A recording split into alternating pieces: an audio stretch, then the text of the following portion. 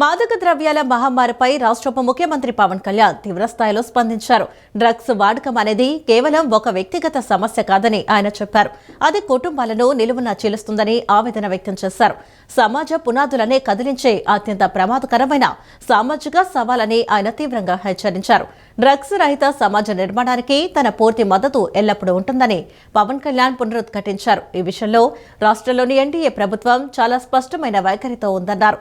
మాదక ద్రవ్యాల ముప్పును ఎదుర్కొనేందుకు ప్రభుత్వం కట్టుబడి ఉందని స్పష్టం చేశారు. అంతర్జాతీయ మాదక ద్రవ్యాల దుర్వినియోగం, అక్రమ రవాణా వ్యతిరేక దినోత్సవం సందర్భంగా సామాజిక మాధ్యమం ఎక్స్ వేదికగా పవన్ కళ్యాణ్ రాష్ట్ర ప్రజలకు, యువతకు ఒక బలమైన సందేశాన్ని ఇచ్చారు. ఈ సందర్భంగా ఆయన మాట్లాడుతూ, మన దేశానికి యువతే అతిపెద్ద బలమని, మన యువతరంలో అపారమైన శక్తి సామర్థ్యాలు ఉన్నాయని వెల్లడించారు. వారిలో అద్భుతమైన భవిష్యత్తు దాగి ఉందన్నారు. ఈ అపారమైన యువశక్తిని సరైన మార్గంలో మలచాలని సూచించారు. వారిని అన్ని విధాలుగా ప్రోత్సహించాల్సిన అవసరం ఉందని అభిప్రాయపడ్డారు. ముఖ్యంగా విద్య, క్రీడలు, సాంస్కృతిక విలువల పట్ల వారిలో మక్కువ పెంచాలన్నారు. నైపుణ్యాభివృద్ధికి తగిన అవకాశాలు కల్పించడం ద్వారా వారిలో ఆత్మవిశ్వాసాన్ని నింపాలన్నారు. యువతను క్రమశిక్షణ, గౌరవం, సార్థకమైన జీవితం వైపు నడిపించాల్సిన బాధ్యత అందరిపైన ఉందన్నారు. డ్రగ్స్ దుష్ప్రభావాలపై ప్రజల్లో భారీగా అవగాహన కార్యక్రమాలు చేపడతామన్నారు. మత్తుకు బానిసలైన వారికి మెరుగైన పునరావాసం కల్పిస్తామని భరోసా ఇచ్చారు. అదే సమయంలో డ్రగ్స్ రవాణా, విక్రయాలను అరికట్టేందుకు కఠినమైన చట్టాలను అమలు చేస్తామని హెచ్చరించారు. కష్టపడి పనిచేసి మంచి ఫలితాలు సాధించే ఉపాధ్యాయులకు ప్రత్యేక గుర్తింపునిస్తామని మంత్రి నారా లోకేష్ అన్నారు. ప్రజాప్రభుత్వం ఉపాధ్యాయులను నాయకులుగా భావిస్తోందన్నారు. విద్యా వ్యవస్థలోని సమస్యలను ప్రాధాన్యత క్రమంలో పరిష్కరిస్తామని చెప్పారు. విదేశాల్లో శిక్షణ పొందిన ఉపాధ్యాయులంతా చేంజ్ మేకర్స్ కావాలని ఆకాంక్షించారు. సింగపూర్లో నేర్చుకున్న అంశాలను అమలు చేసేందుకు నాయకత్వం వహించాలన్నారు. విద్యపై అధ్యయనానికి ఇటీవల సింగపూర్ వెళ్లి వచ్చిన 37 మంది ఉపాధ్యాయులతో మంత్రి లోకేష్ ఉండవల్లి నివాసంలో నిన్న సమావేశమయ్యారు. సింగపూర్ పర్యటనలో తెలుసుకున్న అంశాలు, రాష్ట్రంలో వాటిని అమలు చేయడానికి గల అవకాశాలను టీచర్లు మంత్రికి వివరించారు. ప్రపంచంలోని అత్యుత్తమ విద్యా విధానం కోసం అధ్యయనం చేస్తున్నామని లోకేష్ చెప్పారు. 75 ఏళ్ల సీఎం చంద్రబాబు ఇప్పటికీ నేర్చుకుంటూనే ఉంటారని గుర్తు చేశారు. ఇటీవల ఆయన సింగపూర్ వెళ్లి అక్కడి ప్రధాని, ఇతర మంత్రులను కలిసి పలు కొత్త విషయాలపై అధ్యయనం చేశారని చెప్పారు. ఇప్పుడు మనం ఇతర రాష్ట్రాలతో కాకుండా ఇతర దేశాలతో పోటీ పడాలని లోకేష్ పిలుపునిచ్చారు. ఎలాంటి పైరవీలకు తావు లేకుండా బదిలీలు, పదోన్నతులు పారదర్శకంగా చేపట్టామని వివరించారు. అభ్యాసన ఫలితాలు, అనలిటికల్ థింకింగ్స్పై దృష్టి సారించాలని ఉపాధ్యాయులకు మంత్రి సూచించారు. విద్యా వ్యవస్థలో నేను చెప్పినట్లు మార్పులు రావాలంటే సింపుల్గా స్విచ్ ఆన్ ఆఫ్ చేయలేం, స్లోగా ట్రాన్సిషన్ చేయాలి. అంటే మేము తీసుకునే నిర్ణయాలన్నీ కూడా పిల్లల్ని మనసులో పెట్టుకుని తీసుకోవాల్సిన నిర్ణయాలు. నీ జర్క మేము తీసుకోకూడదు. ఇది చేసిన పిల్లలు కోప పోగలుగుతారా, ఎంతవరకు కోప పోగలుగుతారు ఒకటి. రెండోది కూడా మనం చూస్తే మనకొచ్చే పిల్లలు చాలా డిఫరెంట్, డైవర్స్ బ్యాక్గ్రౌండ్ నుంచి వస్తారు. నేను ఇంటర్మీడియట్లో ఒక మధ్యాహ్న భోజనం తిరిగి ప్రవేశపెట్టాం. మనం వచ్చిన board of intermediate education junior కాలేజ్కి వెళ్ళా. అక్కడ ఒక చెల్లెలతో కూర్చొని మాడుతూ ఉన్నాను. అమౌంట్ ఉంది. చిన్న వయసులోనే తల్లి తండ్రి చనిపోయారు. అమ్మమ్మ దగ్గర పెరుగుతుంది. అమ్మమ్మ చేపలు పట్టుకుని ఇంటికి వస్తే భోజనం ఉంటుంది, లేకపోతే ఉండదు కృష్ణానదిలో. సో ఆ mid day meal student kit వల్ల she able to continue our education. అంటే సైకలాజికల్లీ ఎంత ట్రామా వెళ్ళి ఉంటుందో పాప ఆలోచిస్తే. సో మనకు వచ్చే పిల్లలు కూడా చాలా disadvantage background, broken house holds, single parent, abusive parents, migrants. So ఇవన్నీ చూస్తే కూడా హౌస్ హోల్డ్ గ్రూప్ నుంచి వస్తారు మన పిల్లలు. సో మనం ఏంటంటే ఆ పిల్లల్ని ఈ స్థాయికి తీసుకురావాలంటే చాలా ఎక్కువ ఎఫర్ట్ కూడా పెట్టాలి. మనందరం కలిసికట్టుగా ఎక్కువ ఎఫర్ట్ పెట్టాల్సి వస్తుంది. ఇప్పుడు వేరే పాఠశాల ప్రైవేట్ సెక్టర్కి వెళ్ళేది ఏంటంటే పాజిటివ్ డిస్పోజిషన్ వెళ్తారు. మనకు అట్లా లేదు, మనకు ఆప్షన్ కూడా లేదు, మనం ఎవరిని కాదని అన్నాం. దాంతో ఏంటంటే మనం ఎక్కువ శ్రద్ధ కూడా పెట్టాలి. సో ఇది నేను మైండ్లో పెట్టుకుని చేస్తా. ఏ నిర్ణయం తీసుకున్నా కూడా చాలా కేర్ఫుల్గా, జాగ్రత్తగా చేస్తాం జరుగుతుంది. డెఫినెట్లీ అద్భుతమైన సలహాలు, సూచనలు వచ్చినాయి. యాక్చువల్లీ అన్ని అద్భుతంగా ఉన్నాయి. కొన్ని ఇమీడియట్గా అమలు చేయగలుగుతాం, కొన్ని గ్రేటర్ డిస్కషన్ జరగాలి, ఇన్స్టిట్యూషనల్ డిస్కషన్ జరగాలి. నేను కూడా ఆలోచించేది, మేడం గారు కూడా ఇక్కడ ఉన్నారు కనుక, ఎవరైతే ప్రజెంట్ చేశారో అది లీడర్గా మీరు లీడ్ చేసేదట ఆ వర్టికల్. సో దట్ మీరు ఏదైతే చేంజ్ చేయాలో మీతో మేము సంప్రదింపులు చేస్తాం. అవసరమైతే మీరు పీరియాడికల్గా వస్తాం మేడం గారిని కలిసి. ఒక మెకానిజం క్రియేట్ చేసి అన్ని అమలు చేయకపోయినా మెజారిటీ మనం అమలు చేయగలుగుతామని నేను అనుకుంటున్నాను. మనమిత్ర వాట్సాప్ గవర్నెన్స్ వినియోగంపై ప్రజల్లో అవగాహన కల్పించాలని అధికారులకు మంత్రి నారా లోకేష్ సూచించారు. కుల ఆదాయ ధృవీకరణ పత్రాల మంజూరులో అడ్డంకులు తొలగించాలని, రేషన్ కార్డుల విభజనను మరింత సులభతరం చేయాలని సూచించారు. అభ్యర్థి ఆధార్ నెంబర్తో సర్టిఫికెట్లన్నీ డీజీ వెరిఫై చేసేలా ఉండాలని ఆదేశించారు.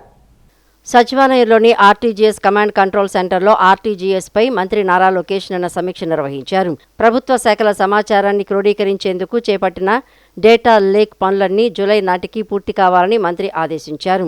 కుల ఆదాయ ధృవీకరణ పత్రాల మంజూరులో అడ్డంకులు తొలగించాలని, రేషన్ కార్డుల విభజన, కుటుంబ సభ్యుల పేర్లు చేర్చడం, తొలగించే ప్రక్రియను మరింత సులభతరం చేయాలని, ప్రజల్లో మనమిత్ర వాట్సాప్ గవర్నెన్స్ వినియోగంపై మరింతగా అవగాహన కలిగేలా నెల రోజుల పాటు కార్యక్రమాలు నిర్వహించాలన్నారు.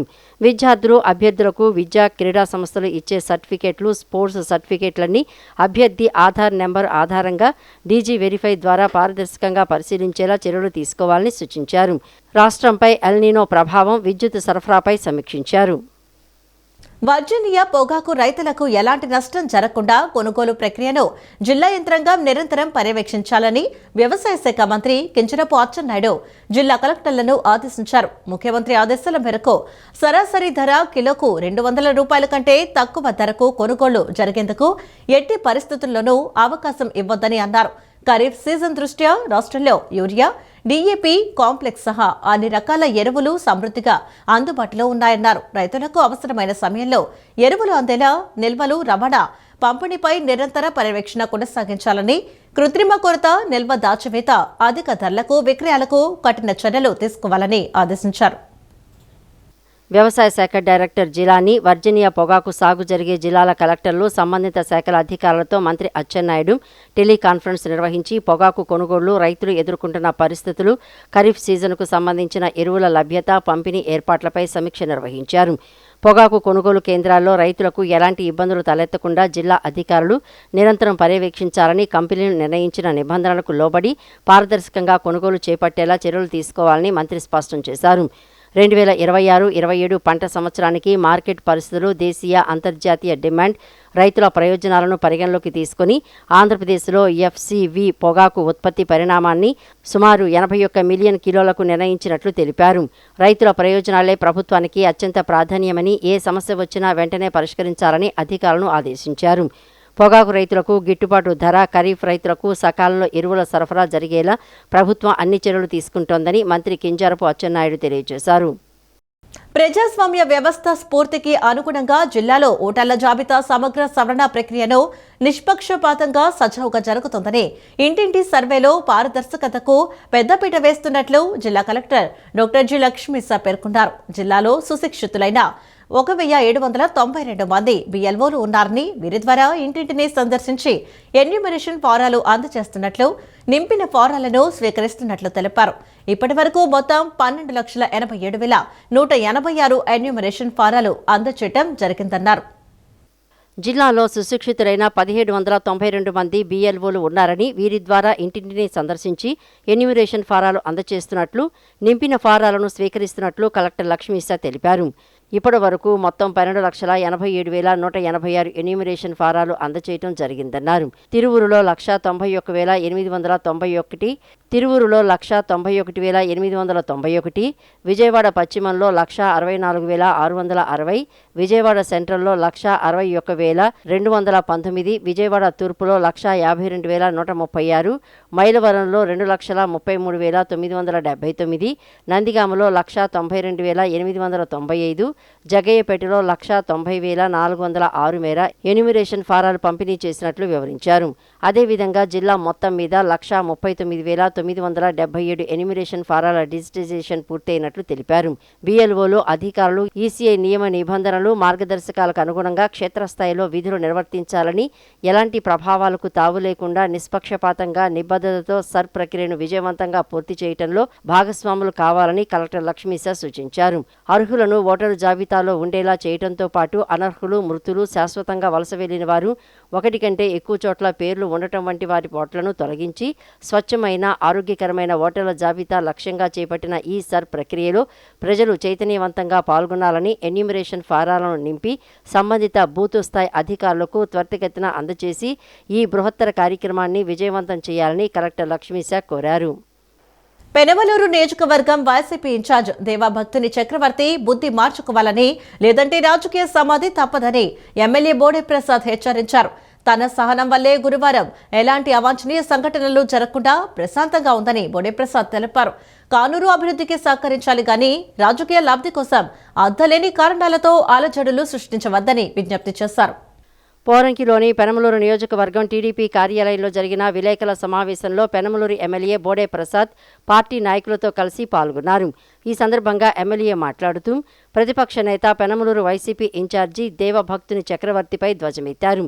చక్రవర్తి అల్లర్లు సృష్టించి రాజకీయ అశాంతిని రాజేసి లబ్ధి పొందాలని క్రూరమైన ఆలోచనలు చేస్తున్నాడని విమర్శించారు.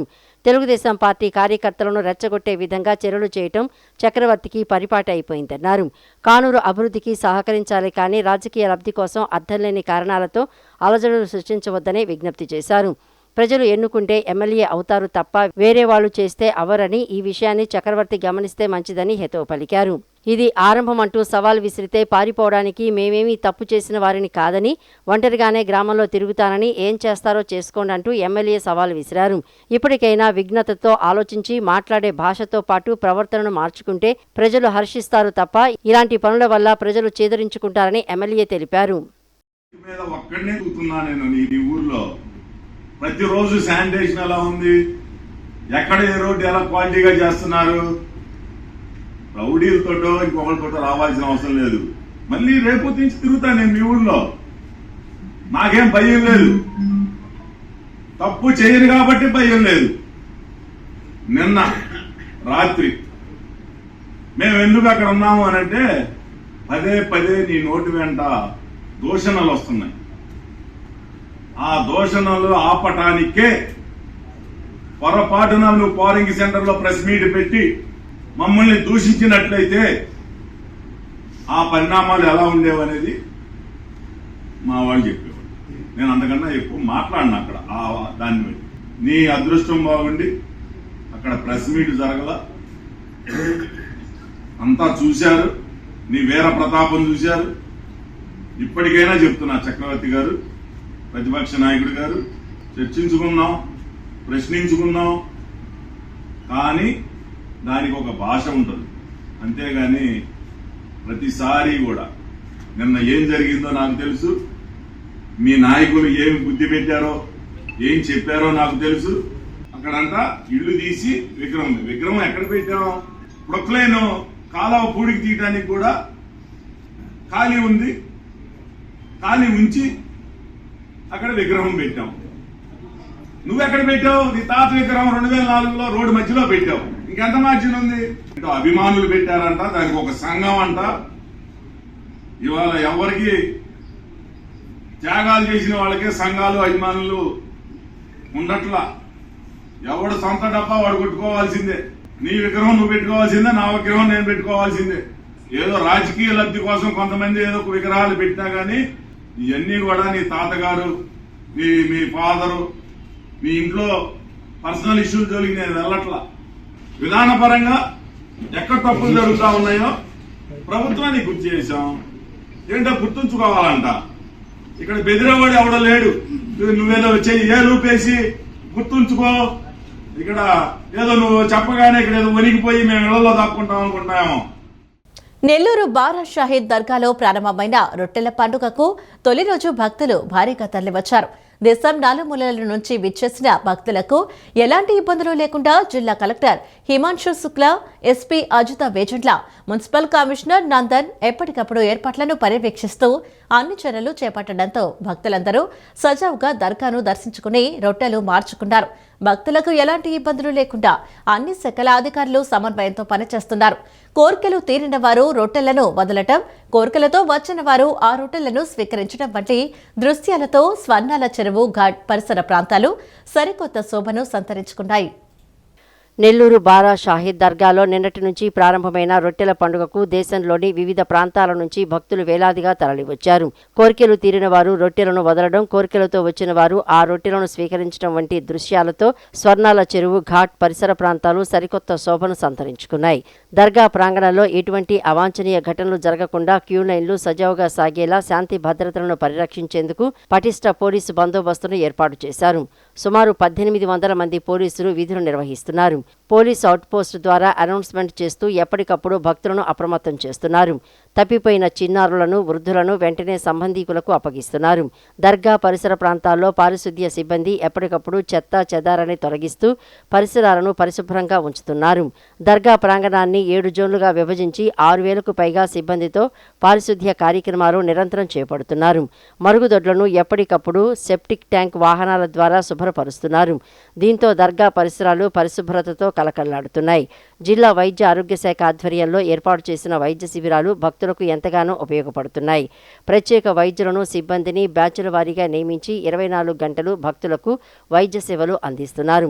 మొదటి రోజు సుమారు 400 మందికి పైగా భక్తులకు బీపీ, రక్త పరీక్షలు, మందులు అందజేసినట్లు జిల్లా వైద్య ఆరోగ్య శాఖ అధికారి సుజాత తెలిపారు.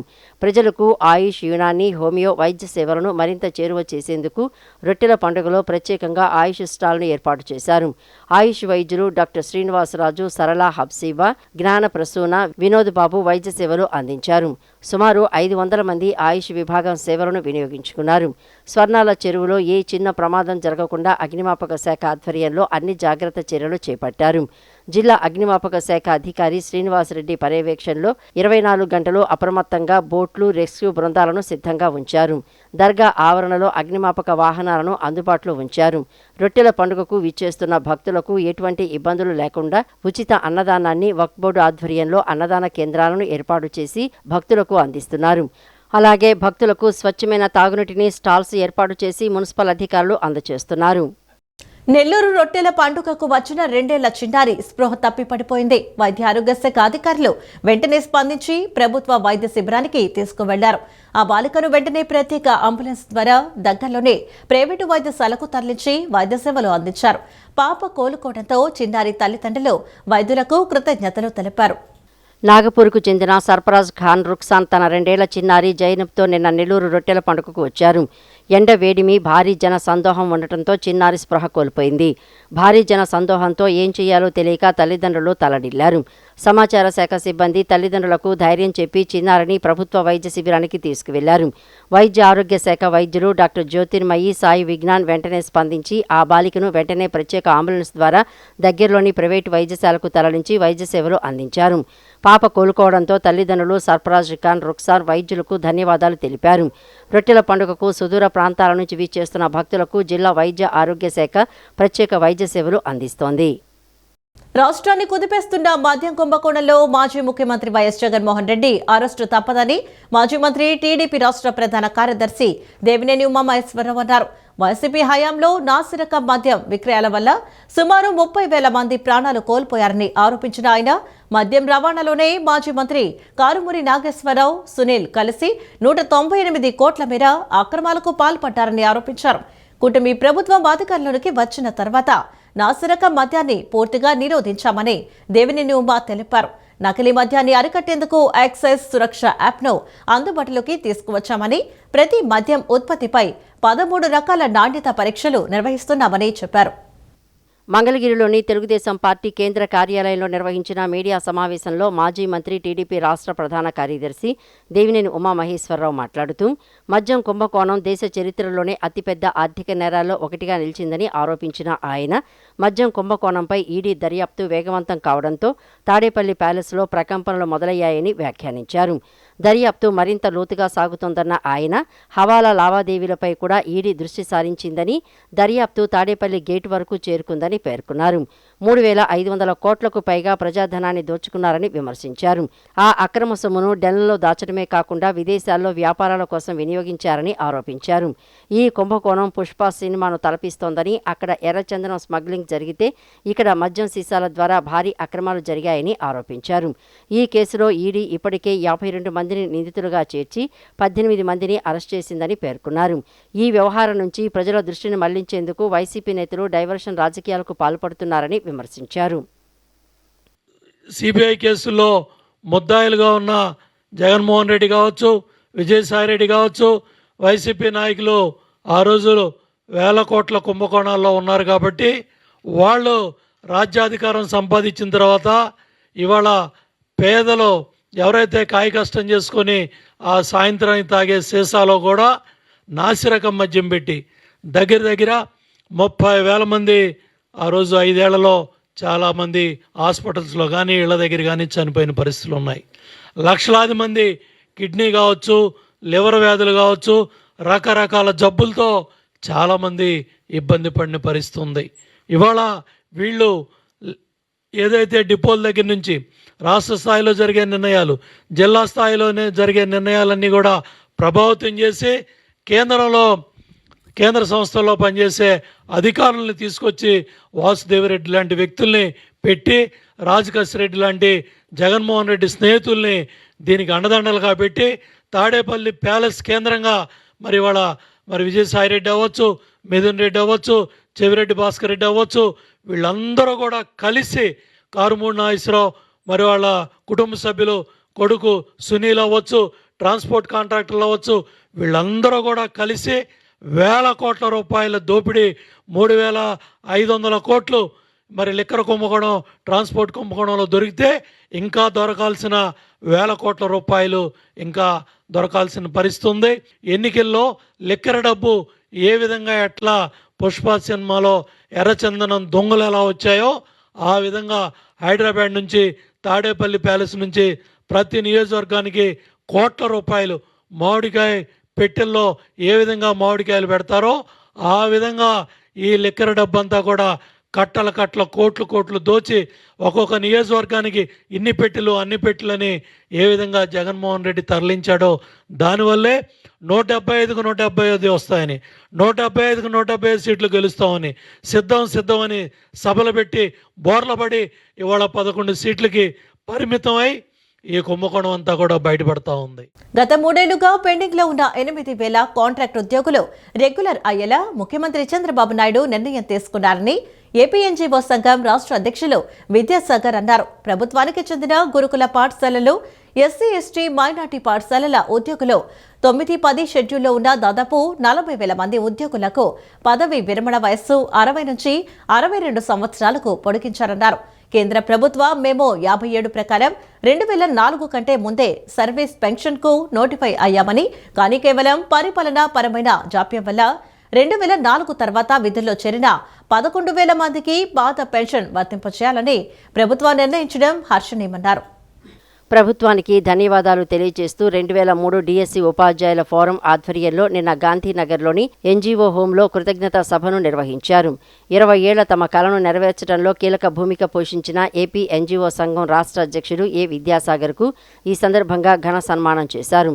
రాష్ట్ర ప్రభుత్వం తీసుకున్న చారిత్రాత్మక నిర్ణయాలతో ఉద్యోగుల ఇళ్లలో పండుగ వాతావరణం నెలకొందని 2003 డిఎస్సి ఉపాధ్యాయుల ఫోరం హర్షం వ్యక్తం చేసింది.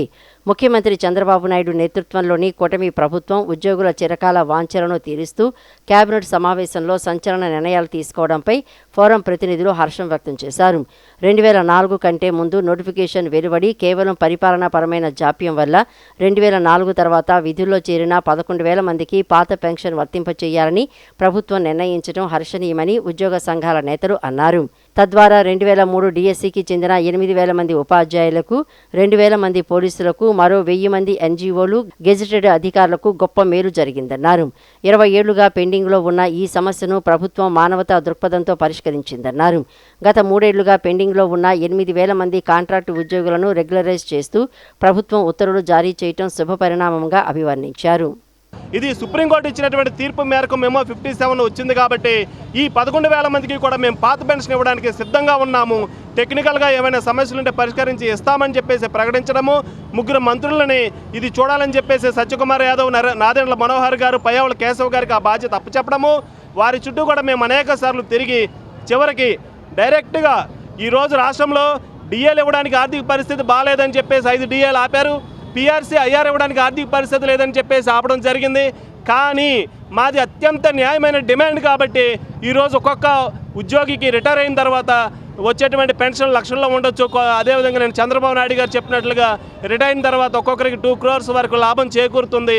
వీళ్ళది అత్యంత న్యాయమైనది. ఆర్థిక పరిస్థితులు ఉన్నా సరే జెన్యూన్ ఇష్యూ కాబట్టి మేము సాల్వ్ చేశాము. మేనిఫెస్టోలో హామీ ఇవ్వకున్నా సరే మేము వీరి యొక్క డిమాండ్ని మేము తీర్చామని చెప్పేసి గౌరవ చంద్రబాబు నాయుడు గారు ప్రకటించడం. మరి బీజేపీ ప్రభుత్వానికి, కూటమి ప్రభుత్వానికి హృదయపూర్వక కృతజ్ఞతలు తెలుపుకుంటున్నాం. మరి 2 దశాబ్దాల కళ ఈరోజు నెరవేరిన వేళ మరి ప్రభుత్వానికి, మరి ముఖ్యంగా ఉపాధ్యాయుల పరంగా మాకు 2003 డిఎస్సిలో నోటిఫికేషన్ ఇచ్చింది చంద్రబాబు నాయుడు గారే. ఈరోజు పాత పెన్షన్ ఇచ్చింది కూడా చంద్రబాబు నాయుడు గారే. మరి ఎన్నో సంవత్సరాలుగా దీని మీద మేము పోరాడుతున్నాం. మెమో 57 కేంద్ర ప్రభుత్వం ఇచ్చినటువంటి మెమో 57 అనుసరించి ఈ రోజున మరి రాష్ట్రంలో ఉన్నటువంటి ఉద్యోగులకి చారిత్రాత్మకమైనటువంటి నిర్ణయం ప్రభుత్వం ఇచ్చింది. ప్రవక్త మహమ్మద్ మనవడైన హజ్రత్ ఇమాం హుస్సేన్ మరియు ఆయన అనుచరులు కర్బలా యుద్ధంలో చేసిన సర్వోన్నత త్యాగాలను స్మరిస్తూ మచిలీపట్నంలో మొహరం అత్యంత భక్తి శ్రద్ధలతో శోకస్తప్త హృదయాలతో నిర్వహించింది. మచిలీపట్నంలోని చారిత్రాత్మక కోనేరు సెంటర్లో ముస్లింల ప్రత్యేక ప్రార్థనలు, శోక గీతాలు మరియు మాతం కార్యక్రమాలతో శోక సంద్రంగా మారింది. ఇమాం హుస్సేన్ అమరత్వానికి ప్రతీకగా షియా సమాజానికి చెందిన ముస్లిం సోదరులు పెద్ద సంఖ్యలో నల్లటి వస్త్రాలు ధరించి ఈ ప్రదర్శనలో పాల్గొన్నారు. మచిలీపట్నం కోరియన్ సెంటర్లో ఇమాం హుస్సేన్, ఆయన అనుచరులు చేసిన త్యాగాలను స్మరిస్తూ నిన్న సాయంత్రం మాతం నిర్వహించారు. ఇమాం హుస్సేన్ అమరత్వానికి ప్రతీకగా షియా సమాజానికి చెందిన ముస్లిం సోదరులు పెద్ద సంఖ్యలో నల్లటి వస్త్రాలు ధరించి ఈ ప్రదర్శనలో పాల్గొన్నారు. ఇమాం హుస్సేన్ పడిన బాధను స్మరిస్తూ భక్తులు తీవ్ర భావోద్వేగాల నడుమ తమ చేతులతో ఛాతిని బాదుకుంటూ పదునైన వస్తువులు, కత్తులు, గొలుసులతో స్వయంగా గాయపరుచుకుంటూ మాతం నిర్వహించారు. ఈ క్రమంలో భక్తుల శరీరాల నుండి రక్తం చింది కోనేరు సెంటర్ ప్రాంగణమంతా రక్తసిక్తమైంది. త్యాగానికి గుర్తుగా వారు చేసిన ఈ రక్త తర్పణం అక్కడికి చేరిన వారిని కదిలింపచేసింది. మసీదుల్లో మరియు కోనేరు సెంటర్ వద్ద ఇమాం హుస్సేన్ మరియు ఆయన కుటుంబ సభ్యుల త్యాగాలను స్మరిస్తూ ప్రత్యేక ప్రార్థనలు, మతపరమైన ప్రసంగాలు నిర్వహించారు. ఈ కార్యక్రమంలో ముస్లింలే కాకుండా పలు రాజకీయ పార్టీల నేతలు, ఇతర మతాల వారు కూడా పెద్ద సంఖ్యలో పాల్గొన్నారు. ఊరేగింపులో పాల్గొన్న భక్తులకు నేతలు, స్వచ్ఛంద సంస్థలు మజ్జిగ, నిమ్మరసం, తాగునీరు పంపిణీ చేసి మత సామరస్యాన్ని చాటారు.